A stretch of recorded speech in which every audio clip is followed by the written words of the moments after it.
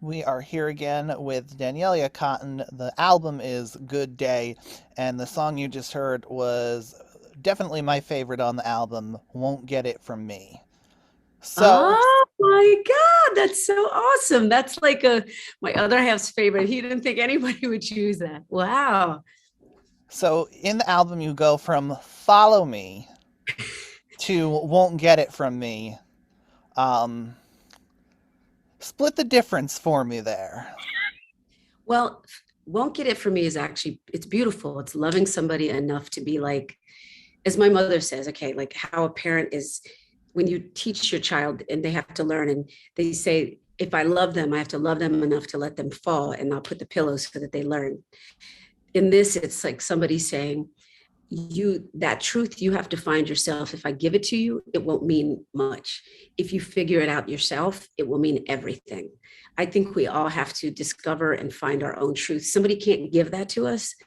It has to be something like that you find on your own. And when you decide that you want to face something, you do it. That's my belief. It's like people who have addictions, they decide, I want to face it. Anything you want to do, you make a decision like, you know what, I'm done. I want to face this thing. So I think it's actually uplifting. And the person in that won't get it for me is like, I'm here, but I cannot give you your truth. I can love you while you find it, but I cannot give it to you. That's how I look at it. And once they find that truth, once they are on the path to getting to where they want to go, that's when they can start following you a little. That's when you can really help more.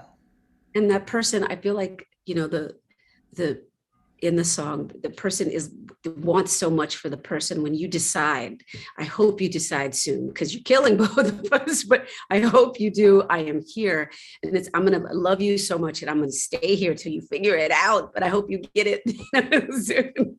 Yeah. So, describe for me your spirituality. I have in the notes here that you are what's known as a Jew boo. So, explain all that.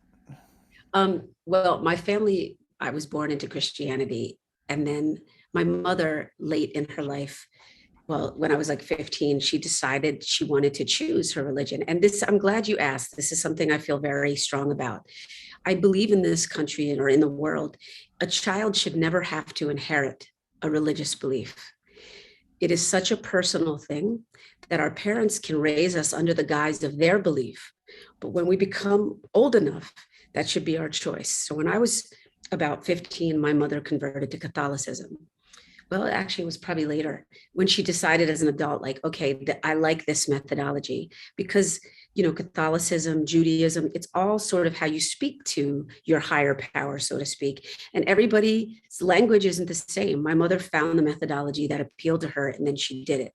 So when I got with Sam, I was in my early 20s. And when we finally decided to have a child, I realized as a biracial child who grew up in a small white town that I never felt part of a community. And the one thing I can say, being with him all these years, is that the Jewish community that I was sort of a part of or let into was so they just fight for each other in a way. I mean, I'm sure there are Jewish people that will say, no, Hasidics and like the Reform Jews and this and that there's whatever. But all in all, that is a people that is known that sticks together really tight. And for me, having a biracial child who is going to be Jewish, it was important for me, for her or him to know that. So I began to learn.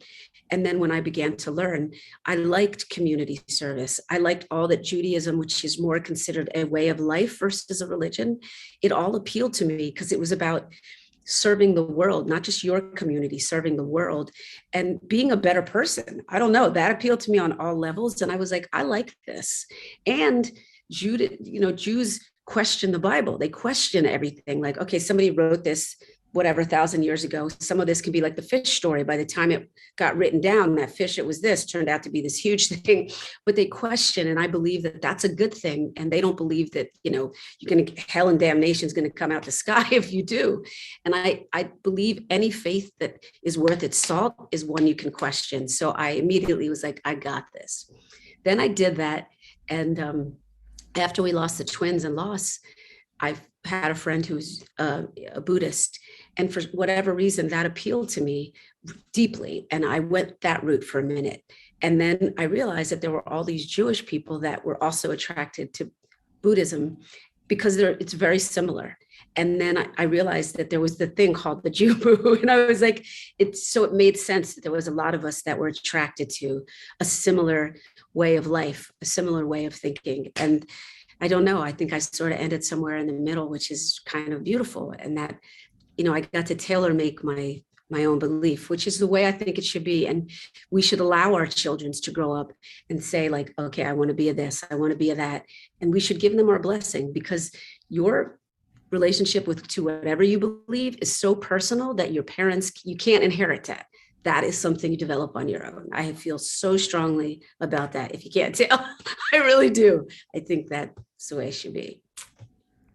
And then you have a song called Elysian Plains, which is Greek mythology. So you really do want to sample a little bit of everything.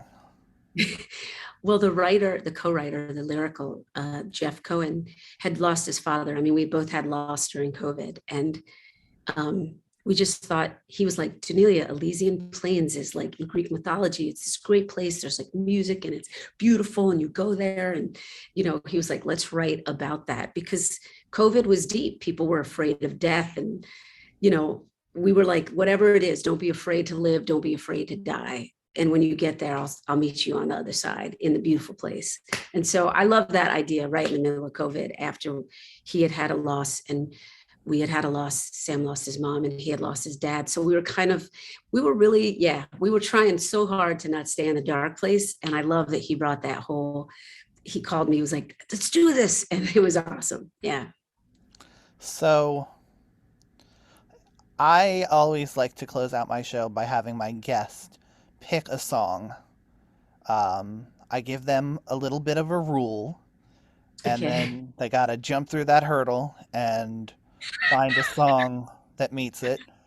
Okay. Um, and I think as a Jubu, you are so uniquely suited to this particular category. Um, Probably the only other person I know associated very closely with Judaism and Buddhism, Leonard Cohen. So Wow. I'm let's in pick a good Cohen company. song. Okay. Let's pick a Cohen song. Hallelujah, man. Hallelujah. How can you not, dude? That's so badass. Yeah. All right. Danielia Cotton, thanks so much for coming on the show. Thank you, Trevor. Thank you. And be well. Take care of yourself out there.